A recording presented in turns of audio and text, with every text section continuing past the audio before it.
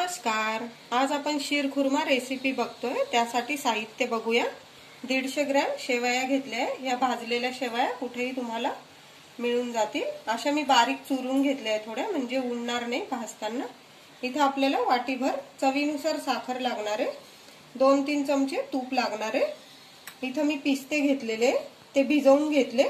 काजू, बदाम आणि पिस्ते मी भिजवून घेतले 2-3 तास। त्याचे साल काढून बारीक काप करून घेतले। काजू, बदाम आणि पिस्ते। इथे मी वेलची बारीक कांडून घेतलेली आहे। थोडी केशर दुधात भिजवलेली आहे।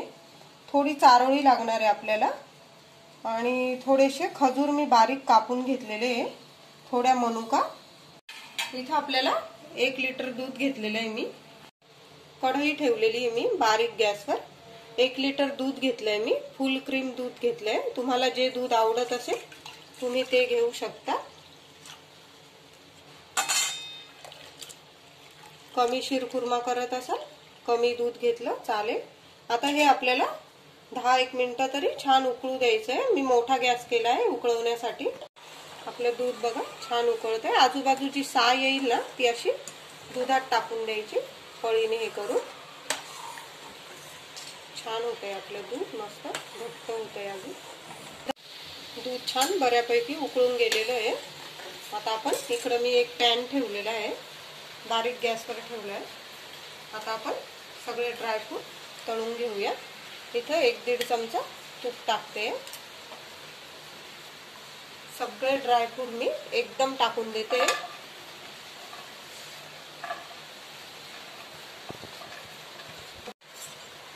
ड्रायफ्रूट आपल्याला छान लालसर होतो परतून घ्यायचे।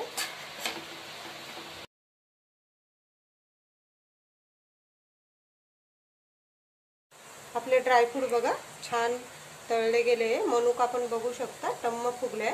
आता हे ड्रायफ्रूट सगळे दुधात टाकून द्यायचे। थोडीशी मी गार्निशिंगला ठेवते। आपला गॅस चालूच आहे, मंद गॅसवर मी दूध उकळवते। आता त्यात आपण ड्रायफ्रूट टाकल्यावर बघा रंग पण छान येतो याला। पुन्हा पॅन बारीक गॅसवर ठेवलाय। 1च चमचा तूप टाकलंय मी। आता आपण शेवया भाजून घेऊया। 1-2 मिनिटं शेवया भाजायच्या आपल्याला। आता मी ह्या शेवया छान भाजून घेते खरपूस अगदी। शेवया बघा आपल्या छान खरपूस भाजून घेतले मी। मंद गॅसवरच भाजायच्या शेवया, नाहीतर लगेच जळतात। मी गॅस बंद करते आता, आणि ह्या शेवया लगेच दुधात टाकून द्यायच्या आहे। शेवया टाकल्यावर बघा गॅस बारीकच ठेवलाय मी। आता आपण या चवीनुसार साखर टाकूया। तुम्ही तुमच्या आवडीनुसार घ्या। मी एक मध्यम आकाराची वाटी भरून साखर टाकली आहे। आता इथं वेलची पूड टाकूया। वेलची पूड नक्की टाका, छान चव येते। आता इथं मी केशर 10 मिनिटं आधी गरम दुधात भिजवून ठेवलेली। बघा काय सुंदर कलर आलाय केशरला, ते पण टाकून देऊ। आता एक 4-5 मिनिटं तरी आपल्याला शीरखुर्मा उकळू द्यायचा आहे। बघा आपला शीरखुर्मा एकदम तयार आहे। काय छान झालाय, कलर पण एकदम सुंदर आलेला आहे। आता मी गॅस बंद करते आणि एका वाटक्यात सर्व करते।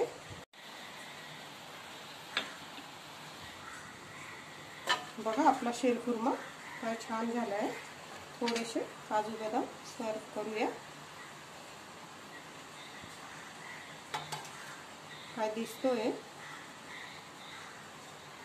नक्की करून बघा। आजची रेसिपी आवडली असेल तर लाईक करा, शेअर करा।